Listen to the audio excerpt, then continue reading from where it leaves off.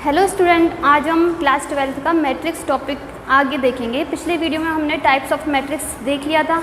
अब इसके बाद देखो, आव्यूह का व्यापक रूप आता है। व्यापक रूप मीन्स जैसे कि अपनी जो कोटि होती है वो ज़रूरी नहीं है कि आपकी 2x2 की हो या 3x3 की हो, वो कितनी बड़ी हो सकती है। तो उसका व्यापक रूप में अपन इसको कैसे दिखाएंगे कि जैसे कि अपने पास कोई ए मैट्रिक्स है जिसे हम कैपिटल ए से व्यक्त करेंगे। अब देखिए इसके एलिमेंट्स को अपन स्मॉल ए से दिखाएंगे। तो अब देखिए स्मॉल ए, इसकी क्या है, ये प्रथम तो पंक्ति है और प्रथम ही क्या है, इस कॉलम है इसका। तो A11 यानी ए एलिमेंट्स प्रथम पंक्ति का और प्रथम ही स्तंभ का। इसी प्रकार से अब A12, इसका मतलब क्या हुआ कि ये पंक्ति तो अपनी फर्स्ट ही चल रही है लेकिन कॉलम कौन सा है, सेकंड। इसी प्रकार से A13, ठीक है, ऐसे अपने पास चलता रहेगा ये। अब टोटल इसके एलिमेंट्स अपन कितने ले रहे हैं, हम मानते हैं कि m क्रॉस n कोटि का कोई अपने पास क्या है, मैट्रिक्स है, ठीक है। अब देखो, अब m क्रॉस n कोटि की अपन ने मैट्रिक्स ली है तो इसका मतलब इससे पंक्तियाँ टोटल कितनी है, m। भाई स्टार्टिंग में अपन पंक्ति को दिखाते हैं और बाद में किसको दिखाते हैं, स्तंभ को। तो m क्या है इसमें, पंक्तियों की संख्या। तो टोटल पंक्तियाँ, जो ये पंक्तियाँ इस तरीके से आएंगी वो कितनी आएंगी अपने पास, m आएंगी। और स्तंभ टोटल कितने होंगे, n, ठीक है। तो यानी जो आपके पास जो लास्ट इसका अवयव होगा वो प्रथम तो पंक्ति में होगा लेकिन उसका कॉलम कौन से नंबर का होगा, n। तो A1n, ठीक है, इस प्रकार से। इसी प्रकार से अपने पास देखिए दूसरी पंक्ति के लिए अपन A21, ठीक है, दूसरी पंक्ति और पहला स्तंभ, ठीक है। इसी प्रकार से A22, ये A23 और ये अपने पास क्या हो जाएगा, A2n, ठीक है। ऐसे अब अपन पंक्तियों की बात करते हैं तो पंक्ति अपने पास टोटल कितनी है, m। तो जो लास्ट पंक्ति होगी अपने पास, लास्ट पंक्ति वो कौन से नंबर की होगी, m। तो AM1 मतलब mवें नंबर की पंक्ति है और पहला क्या है, स्तंभ है, ठीक है। इसी प्रकार से AM2, AM3 और लास्ट वाला पद जो आपका आएगा वो AMN यानी MV तो आपकी पंक्ति है और N वह स्तंभ है, ठीक है। अब देखिए इसके बाद में आपसे कोई बीच में से पूछता है कि भाई मान लो कि कोई IV पंक्ति है, ठीक है। तो I पंक्ति यानी I का मान ग्रेटर देन 1 हो सकता है और लेस देन M हो सकता है, ठीक है, इक्वल में हो सकता है, यानी I कोई भी मान हो सकता है इनके बीच में 1 से लेकर M तक।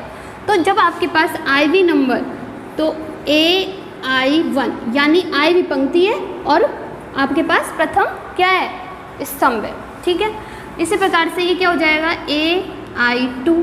ऐसे ही आपसे स्तंभ की बात करें, आपसे कोई कहे कोई J स्तंभ है, J नंबर का, ठीक है, तो J का मान भी वही 1 से तो ज़्यादा होगा और N से कम हो सकता है, N इक्वल टू भी हो सकता है।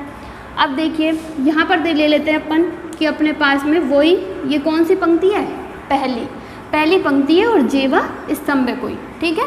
तो इस प्रकार से A2J और ये लास्ट में मिल जाएंगे तो AIJ यानी IV पंक्ति और J वह स्तंभ का ये अवयव हो गया, ठीक है। तो इस प्रकार से अपन जो मैट्रिक्स है इसको शॉर्ट में इस प्रकार से भी दिखा सकते हैं, AIJ M क्रॉस N। ये इसको मैट्रिक्स को संक्षिप्त में लिखने का एक तरीका है, ठीक है। इसको अपन इस प्रकार से भी लिख सकते हैं, क्लियर। अब देखिए, अब इसके बाद में आता है परिवर्त आव्यूह means transpose of A matrix. इसमें कुछ भी नहीं है, इसमें आपको क्या करना है, पंक्तियों को तो स्तंभों में चेंज कर देना है और स्तंभों को पंक्तियों में, मतलब जो ऐसे है उसको ऐसे कर दो, ठीक है, और जो ऐसे है उसको ऐसे कर दो, और कुछ भी नहीं है। जैसे कि आपके पास ए मैट्रिक्स है कोई, ठीक है, तो आपने लिया 1 2 3 0 4 -5, इसकी कोटि क्या हो गई अपने पास 3 क्रॉस 2, ठीक है। अब इसका अपन ट्रांसपोज निकालेंगे तो ट्रांसपोज के लिए अपन ये साइन होता है इसका, आप इसको दो तरीके से डिफाइन कर सकते हो, या तो ए ट्रांसपोज को इस प्रकार से या फिर ए डैश, दो प्रकार से आप इसको दिखा सकते हो। तो इसमें आपको कुछ नहीं करना, पंक्तियों को स्तंभों में और स्तंभों को पंक्तियों में चेंज कर देना है।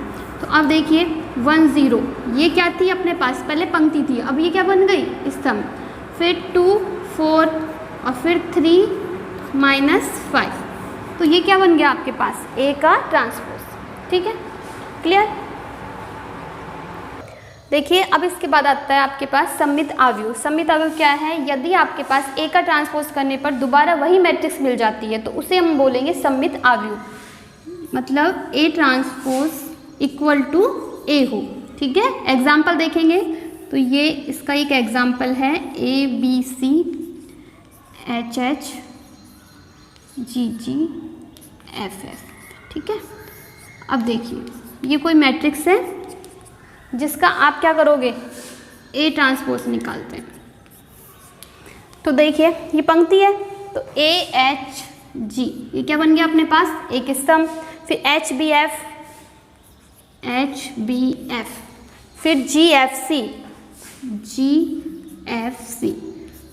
तो देखिए आपको सेम मिला है, ए ट्रांसपोज किसके बराबर है, ए के इक्वल है, तो इसे हम क्या बोलेंगे, सममित अवयव। इसी प्रकार से है विषम सममित अवयव, यदि ए का ट्रांसपोज इक्वल टू -a हो तो इसे हम विषम सममित अवयव बोलेंगे। ठीक है, अब इसके बाद आपका टॉपिक आता है समान अवयव। समान अवयव, दो मैट्रिक्स यदि समान होते हैं, यदि उनमें कोटि बराबर हो उनकी, और सेकंड है कि उनके प्रत्येक अवयव आपस में बिल्कुल बराबर हो। जैसे कि आपके पास A = B दिया हुआ है, दो मैट्रिक्स है जो एक दूसरे के बिल्कुल समान है, तो इसका मतलब ये है कि जैसे कि A में है ABCD, ये एलिमेंट्स दिए हुए हैं, और B मैट्रिक्स के मान लो 1 2 3 4 है। ठीक है, तो अब इसका मतलब है कि पहली बात तो इनकी कोटि समान होगी, 2 × 2 और 2 × 2, और यदि ये समान मैट्रिक्स है तो इनके अवयव भी बिल्कुल बराबर होंगे। इसका मतलब A = 1 होगा, B = 2 होगा, C = 3 और D = 4 होगा। ये आपका समान मैट्रिक्स कहलाता है। ठीक है, इसी बेस पे अपन 3.1 एक्सरसाइज के क्वेश्चन करेंगे। अब इसके बाद अपन ये देखते हैं एक्सरसाइज। देखिए आपकी एक्सरसाइज 3.1 का फर्स्ट क्वेश्चन है, क्या है, यदि अवयव A आपके पास दिया हुआ है जिसकी कोटि दी है 2 × 4 की हो तो ए में अवयवों की संख्या ज्ञात कीजिए। बिल्कुल इजी क्वेश्चन है, अवयवों की संख्या पूछ रहा है, तो इसके लिए अपन क्या देखेंगे, इसकी कोटि देखेंगे। कोटि क्या है इसकी, 2 × 4। ठीक है, तो अतः इसके अवयवों की संख्या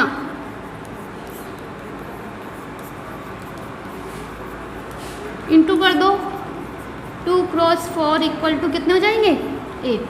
ठीक है, तो इसमें अवयवों की संख्या कितनी आ गई आपके पास, 8 आ गई। ठीक है, इसी प्रकार से आपको सेकंड क्वेश्चन है, 4 × 4 का इकाई अवयव लिखिए। आपको इकाई अवयव बनाना है 4 × 4 का। तो देखिए इकाई अवयव के लिए सबसे पहले तो आपको ये पता होना चाहिए कि इकाई अवयव हमेशा वर्ग मैट्रिक्स का ही होता है। ठीक है, वर्ग मैट्रिक्स का होता है, तो 4 × 4 का लेना है अपन को। तो देखिए इसका मतलब इसमें 1 कितनी बार आएंगे, 4 टाइम ही आएंगे, 4 × 4 का लेना है। तो 1 1 1 और 1। ठीक है, बाकी सारे एलिमेंट्स क्या कर देंगे अपन, 0। तो 0 0 0 0 0 0 0 0 0 0 0 0 1। ठीक है, तो ये आपके पास 4 × 4 का क्या हो गया, इकाई अवयव हो गया। देखिए क्वेश्चन नंबर 3, ये आपको दिया हुआ है दो मैट्रिक्स इक्वल है, यदि ये मैट्रिक्स और ये दोनों क्या है, बराबर, इसका मतलब समान मैट्रिक्स है, तो आपसे ए का मान पूछ रहा है कि ए का मान ज्ञात कीजिए।